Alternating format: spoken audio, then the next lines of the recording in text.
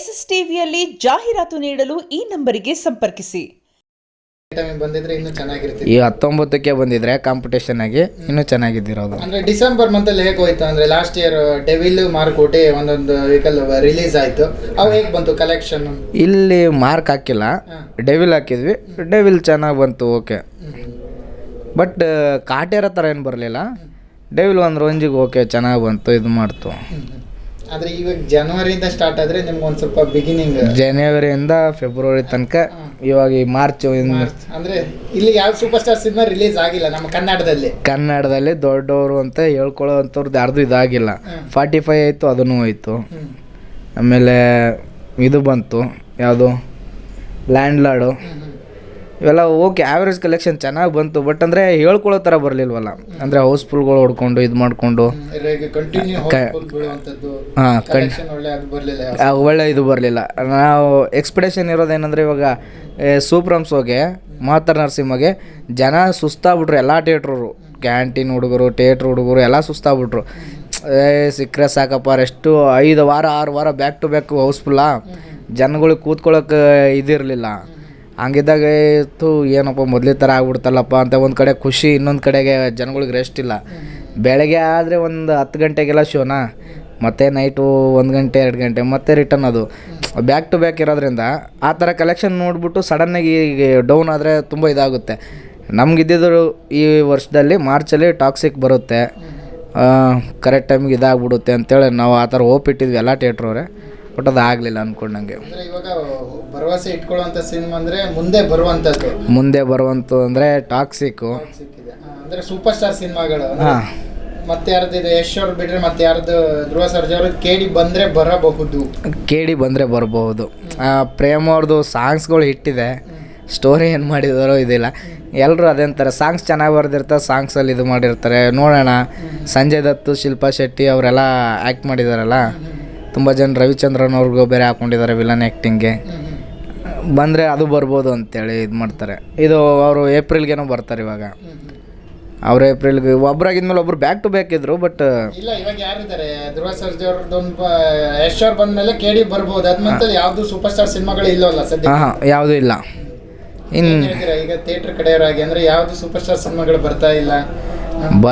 ನಾವು ಅವಾಗಿಂದ ಬಿಡ್ಕೊಂಡು ವರ್ಷಕ್ಕೆ ಒಂದು ಫಿಲಮ್ ಆದರೂ ಎಲ್ಲ ಹೀರೋಗಳು ಒಂದೊಂದು ಫಿಲಮ್ ಕೊಟ್ಟರೆ ವರ್ಷಕ್ಕೆ ಥಿಯೇಟ್ರ್ ಲ್ಯಾಂಡು, ಥಿಯೇಟ್ರ್ ಫೀಲ್ಡು ಹಿಂಗೆ ಇರುತ್ತೆ. ಇಲ್ಲ ಅಂದರೆ ಇವಾಗ ಒಂದೊಂದೇ ಆಲ್ಮೋಸ್ಟ್ ಬೆಂಗಳೂರಲ್ಲಿ ಅನಿಸಿರೋ ಪ್ರಕಾರ ಒಂದು 2-3 60% ಹೋಗಿದೆ, ಇನ್ನೊಂದೆಲ್ಲಾದರೂ ಒಂದು 40% ಇದೆ. 40% ಇದೆ. ಸಿಂಗಲ್ ಸ್ಕ್ರೀನ್ಗಳು ಮೇನು ಎಲ್ಲ ಮಲ್ಟಿಪ್ಲೆಕ್ಸ್ ಅನ್ನೋದಕ್ಕಿಂತ ಸಿಂಗಲ್ ಸ್ಕ್ರೀನೇ ಸೆಲಿಬ್ರೇಷನ್ ಆಗಲಿ ಇದಾಗಲಿ, ಒಂದು ಹೀರೋನ ಕೊಂಡಾಡೋದ್ರ ಬಗ್ಗೆ ಆಗಲಿ ಸಿಂಗಲ್ ಸ್ಕ್ರೀನ್ ಹತ್ರನೇ ಇದು ಮಾಡಬೇಕು. ಬಟ್ ಈ ಥರ ನೀವು ಇದು ಮಾಡಿಕೊಂಡು ವರ್ಷಕ್ಕೆ ಬರ್ದೇನೆ 3 ವರ್ಷ 4 ವರ್ಷ ಮಾಡಿದ್ರೆ ಅಲ್ಲಿ ಸಿಂಗಲ್ ಸ್ಕ್ರೀನ್ ಇರಲ್ಲ, ಹೀರೋನು ವ್ಯಾಲ್ಯೂನು ಇದಾಗಲ್ಲ, ಬೆಳವಣಿಗೆನೇ ಇಲ್ಲ. ನೀವು ಅದು ಏನಂತಾರೆ OTTಲಿ ಎಪಿಸೋಡ್ಗಳು ಬಿಡ್ತಾರಲ್ಲ, ಹಂಗಾಗ್ಬಿಡುತ್ತೆ. ವೆಬ್ ಸೀರೀಸ್ ಬಿಟ್ಟಂಗೆ TV ಕೂತ್ಕೊಂಡು ನೋಡಿದ್ರೆ ಅದು ಇದಾಗಲ್ಲ. ಬಂದು ಸೆಲೆಬ್ರೇಷನ್ ಮಾಡಿ ಥಿಯೇಟ್ರು ಹೀರೋ ಅಂದಿದ್ಮೇಲೆ ಥಿಯೇಟ್ರ್ ಹತ್ರ ಬಂದು ಪಟಾಕಿ ಹೊಡೆದು ಸೆಲೆಬ್ರೇಷನ್ ಮಾಡಿ ಟಮ್ಟೆ ಸೌಂಡ್ ಡ್ಯಾನ್ಸ್ ಆಡಿ ಹೂವು ನಾರ ಹಾಕಿ ಹಾಲು ಅಭಿಷೇಕ ಮಾಡಿದ್ರೇ ಒಂದು ಹೀರೋಗೆ ಅದು ಗತ್ತು ಇದು. ಬಟ್ ಅದನ್ನು ಬಿಟ್ಟು ನೀವು ಫಿಲಮ್ಗಳು ಇಲ್ದೇ ಇದು ಮಾಡ್ದೇ ವರ್ಷಕ್ಕೊಂದು ಕೊಟ್ಟರೆ ಎಲ್ಲ, ನಾನು ಎಲ್ರಿಗೂ ಹೇಳ್ತಾ ಇದ್ದೀನಿ ಎಲ್ಲ ಹೀರೋಗಳಿಗೆ. ಇವಾಗ ಪಾಪ ದರ್ಶನ್ ಅವರಿದ್ದರು, ವರ್ಷಕ್ಕೊಂದು ಕೊಡ್ತಾಯಿದ್ರು ಅವ್ರು ಕರೆಕ್ಟಾಗಿ. ಇವಾಗ ಅವರು ಆ ಕೇಸು ಅದು ಇದು ಅಂದ್ಕೊಂಡು ಪಾಪ ಅವ್ರದ್ದು ಇದೆ. ಅವರು 2 ಫ್ಲಾಪ್ ಕೊಟ್ಟು ಒಂದು ಹಿಟ್ಟಾದರೂ ಕೊಟ್ಟಿರೋರು. 3 ವರ್ಷದಲ್ಲಿ 2 ಫ್ಲಾಪ್ ಆದರೂ ಒಂದು ಹಿಟ್ ಆಗ್ತಾಯಿತ್ತು, ಸೂಪರ್ ಹಿಟ್ ಆಗಿರೋದು. ಇವಾಗ ಅವರಿಲ್ಲ. ಜನಗಳ ಕೈಯಲ್ಲಿದೆ, ಇವ್ರು ಮಾಡಬೇಕು. ಇನ್ನೊಂದೇನೆಂದರೆ ಫಿಲಮ್ಗಳು ಕೊಡಬೇಕು ಜನಗಳಿಗೆ. ಸರಿ, ನಮ್ಗೆ ಕಾಯ್ಕೊಂಡಿರ್ತಾರೆ, ನಮ್ಗೆ ಇದು ಮಾಡ್ಕೊಂಡಿರ್ತಾರೆ. ಇವಾಗ ನಾವೆಲ್ಲ ಯಾರು ನಂಬ್ಕೊಂಡಿದ್ದೀವಿ ಥಿಯೇಟ್ರ್ ಫೀಲ್ಡಲ್ಲೆಲ್ಲ? ದೊಡ್ಡ ಹೀರೋಗಳು ಬರುತ್ತೆ, ಕಲೆಕ್ಷನ್ ಇದಾಗುತ್ತೆ. ಕಲೆಕ್ಷನ್ ಇಲ್ಲ ಅಂದರೆ ಇವಾಗ ಇವರು ಏನು ಮಾಡ್ತಾರೆ, ಕೆಲವೊಂದು ತುಂಬ ಜನಗಳು ಏನು ಮಾಡ್ತಾರೆ, ಇವಾಗ ಎಲ್ಲ ಅಪಾರ್ಟ್ಮೆಂಟು ಅದು ಇದು ಅಂತೇಳಿ ಇನ್ವೆಸ್ಟ್ ಮಾಡ್ತಾ ಇದ್ದಾರೆ. ಇರೋ ಸೈಟಲ್ಲಿ ಇದೇನು ಪರ್ಮನೆಂಟ್ ಒಂದು ಸರ್ತಿ ಇದು ಮಾಡಿಬಿಟ್ರೆ, ಇನ್ವೆಸ್ಟ್ ಮಾಡಿಬಿಟ್ರೆ ಪರ್ಮನೆಂಟ್ ಇದಾಗ್ತಾ ಇರುತ್ತೆ. ಅದನ್ನು ಮಾಲ್ಗಳು, ಅದು ಅಪಾರ್ಟ್ಮೆಂಟು ಅದು ಇದು ಕಟ್ಟಿದ್ರೆ ಪರ್ಮನೆಂಟು ಇನ್ಕಮಿಂಗ್ ಇರುತ್ತೆ ಅನ್ನೋ ಥರ ಆ ಥಾಟಲ್ಲಿ ಇದ್ದಾರೆ. ಸಿಂಗಲ್ ಸ್ಕ್ರೀನಲ್ಲಿ ಏನು ಲಾಭ ಇಲ್ಲ ಅನ್ನೋ ಥರ. ಈ ಮೊದಲ ಥರ ಬರ್ತಾಯಿದ್ರೆ ಇದು ಮಾಡ್ತಾಯಿದ್ರೆ ಯಾವುದು ಕ್ಲೋಸ್ ಆಗಲ್ಲ, ಹಿಂಗೆ ನಡ್ಕೊಂಡು ಹೋಗುತ್ತೆ, ಯಾರಿಗೂ ಇದನ್ನೂ ಆಗಲ್ಲ. ಇರೋದರಲ್ಲಿ ಈ ಲಾಸ್ಟ್ ಹೇಳ್ಬೇಕಂದ್ರೆ ಎಲ್ಲ ಸೂಪರ್ ಸ್ಟಾರ್ಗಳು ಎಲ್ಲ ಹೀರೋಗಳು ವರ್ಷಕ್ಕೆ ಒಂದು ಫಿಲಮ್ ಆದರೂ ಕೊಡಿ.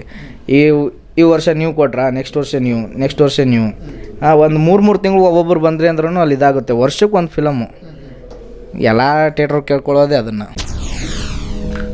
SS TV ಸಿನಿಮಾ ಜಗತ್ತಿನ ಕ್ಷಣ ಕ್ಷಣದ ಸುದ್ದಿಯೊಂದಿಗೆ.